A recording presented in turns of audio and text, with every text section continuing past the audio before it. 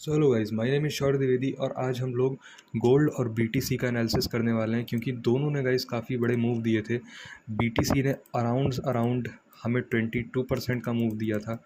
Gold ने भी हमें प्रीवियस वीक से रैली दिए जा रहा है गोल्ड। लाइक अगर वीकली कैंडल अगर आप गोल्ड की देखोगे तो ये देखो गोल्ड ऑलमोस्ट 1 2 3 हफ्तों से लगातार रैली दे रहा है। इसके पीछे क्या फंडामेंटल रीज़न थे और क्या कुछ आने वाले मंथ में हमें देखने के लिए मिल सकता है, आने वाले वीक में क्या गोल्ड ऊपर जा सकता है या फिर क्या गोल्ड नीचे जा सकता है, ये भी हम लोग चेकआउट करेंगे। ओनली टेक्निकल्स की बात करूँगा, फंडामेंटल रीजंस हैं बहुत सारे बट हम आज टेक्निकल की बातें करेंगे। और फेड वेड कुछ यहाँ पे सीन हुआ था यूएस का, उसके कारण इतना बड़ा मूव आया था गोल्ड और बीटीसी दोनों में, तो वो अभी हम लोग चेकआउट करने वाला है। पहले हम लोग गोल्ड की एनालिसिस कर लेते हैं कि गोल्ड में हमें क्या दिख रहा है, आने वाले मंथ में हमें क्या करना चाहिए in gold. Okay, monthly time frame पहले हम लोग चेक करेंगे। मंथली टाइम फ्रेम पे अगर आप लोग गोल्ड को देखोगे तो मंथली टाइम फ्रेम पे गोल्ड क्या कर रहा है।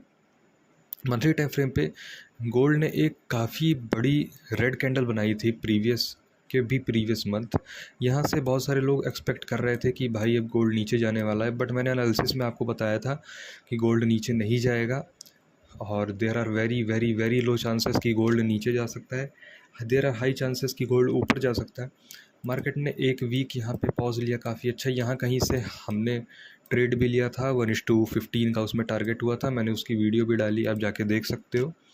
और उसके बाद से गोल्ड ने ब्रेकआउट पे ब्रेकआउट दिए जा रहा है और रुक नहीं रहा है। तो अभी के अगर मैं मंथली कैंडल की बात करूँ तो मंथली कैंडल ने ये जो प्रीवियस मंथ की कैंडल थी इसको एंगल्फ कर लिया है। So I am not expecting for gold, मैं ये नहीं एक्सपेक्ट कर रहा हूँ गोल्ड से। मुझे नहीं लगता है कि गोल्ड अब इस कैंडल के कहीं ना कहीं अंदर क्लोज करेगा। हाँ, यहाँ पे अब गोल्ड ने इतना बड़ा मूव दिया है इस मंथ में, तो यहाँ पे ऑलरेडी बहुत ही ज़्यादा एग्जॉस्टेड हो गया है चार्ट। तो अब यहाँ पे थोड़ा सा चॉपी हो सकता है गोल्ड, यहाँ पे साइडवेज जा सकता है। उसके बाद नेक्स्ट मंथ ऑनवर्ड हमें मूव देखने के लिए मिल सकता है और नेक्स्ट मंथ ऑनवर्ड हो सकता हो गोल्ड थोड़ा सा सेलिंग में दिखाए हमें करेक्शन। अगर जाता है तो ठीक है, अगर वैसे ही ऊपर जा रहा है कोई बात नहीं।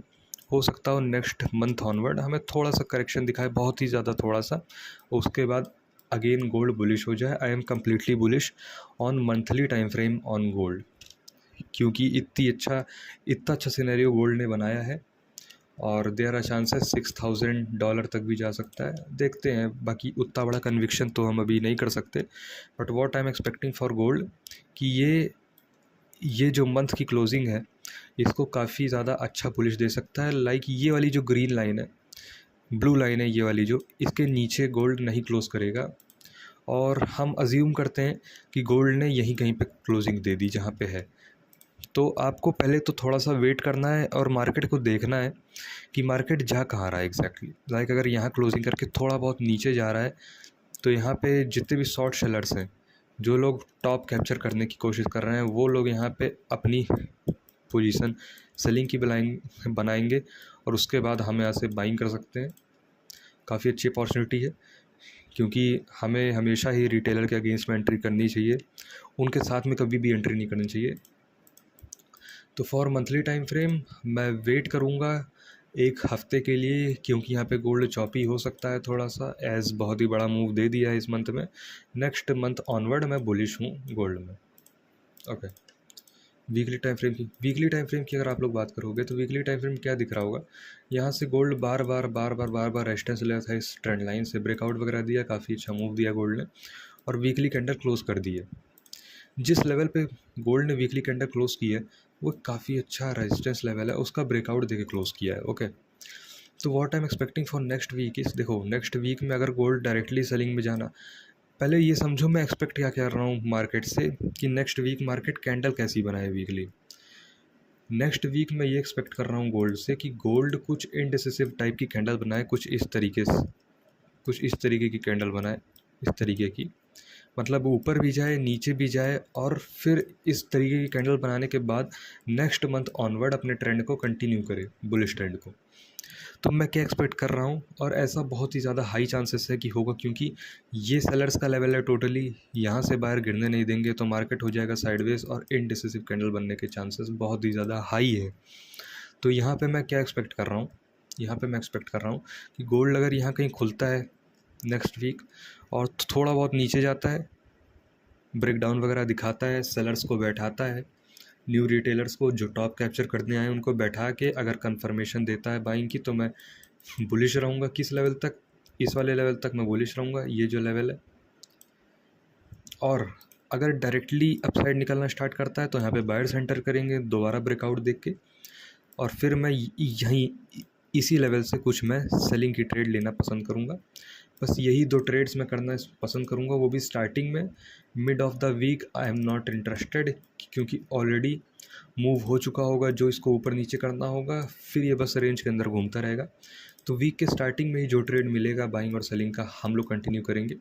तो क्या ट्रेड्स हम लोग ले सकते हैं? यहाँ से गोल्ड अगर नीचे जाता है, थोड़ा सा ब्रेकडाउन दिखाता है, उसके बाद अगर बुलिशनेस का साइन देता है तो इस लेवल तक बाइंग करते हुए चल सकते हो। और अगर गोल्ड यहाँ से डायरेक्टली अपसाइड जाता है वीकली कैंडल में, उसके बाद कहीं ना कहीं में सेलिंग का कंफर्मेशन देता है, तो सेलिंग करते हुए चल सकते हैं। ज़्यादा बड़ा टारगेट नहीं लेना है, 1:3 1:4 is more than enough. Daily time frame checkout करते हैं। डेली टाइम फ्रेम पे भी सेम ही सिनेरियो है। गोल्ड क्या कर रहा है? गोल्ड कर रहा है, इतने टाइम से गोल्ड ऊपर जाता है, रेंज बनाता है, ब्रेकआउट देता है, इसी तरीके से कर रहा है।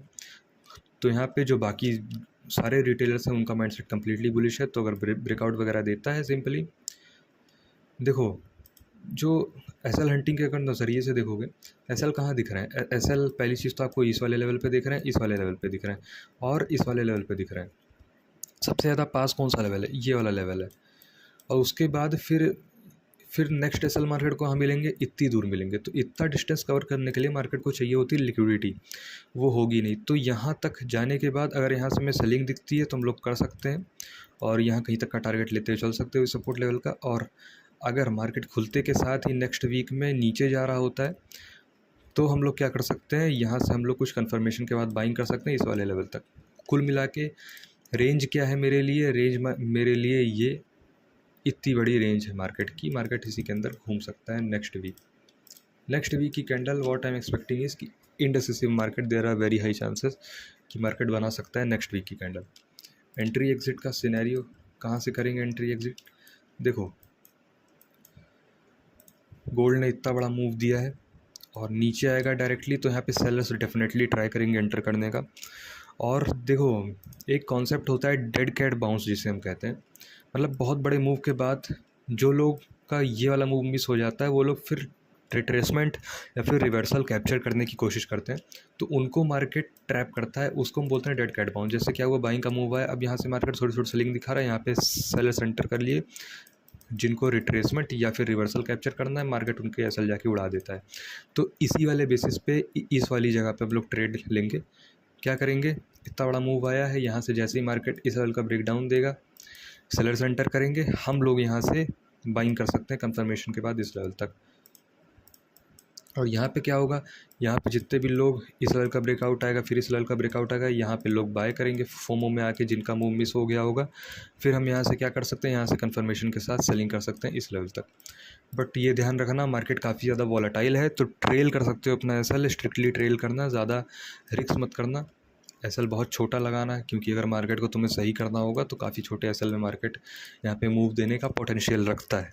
Okay, this is what I am planning for the next week in gold. देखो, पोजिशनल ट्रेड्स अगर लेने हैं तो तुम्हें नेक्स्ट मंथ का वेट करना चाहिए, ठीक है, नेक्स्ट मंथ का वेट करो। अगर तुम लोग स्विंग या फिर इंट्राडे ट्रेड करते हो एक हफ्ते या एक दिन, तो कहीं ना कहीं इस वीक में ट्रेड कर सकते हो। Okay, let's come to BTC. BTC देख लेते हैं क्या सिनेरियोज हैं। बीटीसी को देखोगे तो बीटीसी ने काफ़ी ज़्यादा बड़ा मूव दिया है रिसेंटली, देखोगे तो 27% का मूव दिया है ऑलमोस्ट बीटीसी ने।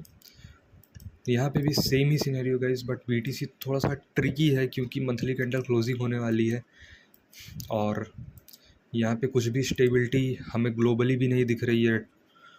ट्रम्प के ट्वीट्स और जो यूएस फेड है, वहाँ पे डिसीजंस काफ़ी ज़्यादा अनस्टेबल है। तो यहाँ पे बीटीसी के लिए थोड़ा सा वॉलेटाइल रह सकता है ये वाला मंथ क्लोजिंग देने तक। क्लोजिंग के बाद शायद हमको स्टेबिलिटी मिलेगी थोड़ा बीटीसी में, ठीक है। मंथली टाइम फ्रेम का एनालिसिस कर लेते हैं। मंथली टाइम फ्रेम पे अगर देखोगे तो गोल्ड ने जहाँ से काफ़ी अच्छा फॉल दिया था रिसेंटली, इतनी बढ़िया कैंडल क्लोजिंग दी थी सेलिंग की, वहीं से अगेन उसको भी एंगल्फ कर लिया है गोल्ड। तो अब ये हमारे लिए एक रेंज थी, ओके, ये हमारे लिए एक रेंज थी। देखो कुछ लोग यहाँ पे बोल रहे हैं कि भाई अब गोल्ड रिवर्स हो जाएगा, मैं ये नहीं कह रहा हूँ रिवर्स नहीं हो सकता, बीटीसी सॉरी, बीटीसी मैं ये नहीं कह रहा हूँ कि रिवर्स नहीं हो सकता पूरा, मैं ये कह रहा हूँ कि मार्केट को कंफर्म करने को कि ये रिवर्स होगा, मार्केट को खुद कंफर्मेशन देने दो कि मैं रिवर्स होना चाहता हूँ, मैं तब बुलिश हूँगा। देखो ये वाला लेवल है, काफ़ी इंपॉर्टेंट लेवल था, यहाँ से मार्केट ने मल्टीपल टाइम रेजिस्टेंस लिया, फिर ब्रेकआउट दिया, फिर वहीं का सपोर्ट लिया, फिर से ब्रेक डाउन देके काफ़ी ज़्यादा मेजर लेवल है। मैं कब अपना माइंडसेट कम्प्लीटली बुलिश कर लूँगा, जब मार्केट यहाँ कहीं से मुझे एक एन पैटर्न बना के ब्रेकआउट वगैरह देना स्टार्ट करेगा, तब मैं यहाँ पे बुलिश हो जाऊँगा। अदरवाइज़ मैं यहाँ पे स्टिल मेरा माइंडसेट सेलिंग का ही रहेगा लॉन्ग टर्म में। मार्केट अगर इसका ब्रेकआउट देके मुझे एन पैटर्न बना के फिर से ब्रेकआउट देके कंफर्मेशन देता है कि भाई मैं बुलिश हूँ, तब मैं यहाँ से बाय करता हुआ चलूँगा। अदरवाइज़ मार्केट अगर यहाँ से मुझे नेक्स्ट मंथ ऑनवर्ड कुछ पोजिशनल सेलिंग की अपॉर्चुनिटीज़ देता है तो मैं सेल कर सकता हूँ। तो बीटीसी का इस मंथ की कैंडल देखोगे तो इतना बड़ा मूव दिया है, तो हम ये नहीं एक्सपेक्ट कर सकते कि यहाँ कहीं जाके क्लोजिंग देगा, हमें बुलिश ही क्लोजिंग एक्सपेक्ट करनी चाहिए। तो वही सेम चीज़ है इसके लिए भी, अगर स्विंग करते हो या इंट्राडे वाले हो तो इस वीक ट्रेड कर सकते हो, अगर पोजिशनल ट्रेडर हो तो नेक्स्ट मंथ का वेट करो, ठीक है। वीकली टाइम फ्रेम की बात करूँ मैं, वीकली टाइम फ्रेम पर अगर आप लोग देखोगे तो क्या दिख रहा है, इतनी बड़ी कैंडल दिख रही है जिसने ऑलमोस्ट 10 कैंडल को एंगल्फ किया, 1 2 3 4 5 6 7 8 9 10 11 12 कैंडल्स को एंगल्फ किया है इसने। तो इतनी बड़ी कैंडल बनने के बाद जाहिर सी बात है मार्केट एग्जॉस्टेड हो जाता है और यहाँ पे लिक्विडिटी क्रिएट करेगा मार्केट डेफिनेटली। तो नेक्स्ट वीक मैं इसमें भी एक इंडिसिसिव कैंडल एक्सपेक्ट कर रहा हूँ मार्केट से कि एक इंडिसिसिव कैंडल दे मार्केट हमें, और वेट करो थोड़ा सा, नेक्स्ट मंथ का वेट करो अगर तुम्हें काफ़ी अच्छे ट्रेड्स चाहिए तो। यहाँ पे अब market there are very high chances कि मार्केट यहाँ पे साइडवेज हो सकता है, तो यहाँ पे आई विल नॉट रिकमेंड। अगर सेफ ट्रेडर हो तो मत लो एंट्री यहाँ पे, फालतू में अपना पैसा वेस्ट मत करो, अगर तुम्हें पैसा कमाना होता तो तुम यहीं पे कमा चुके होते। डेली टाइम फ्रेम पे अगर हम बात करें तो यहाँ पे देखोगे तो मार्केट ने 1 2 3 4 5 6 कैंडल्स बुलिश बना दी हैं।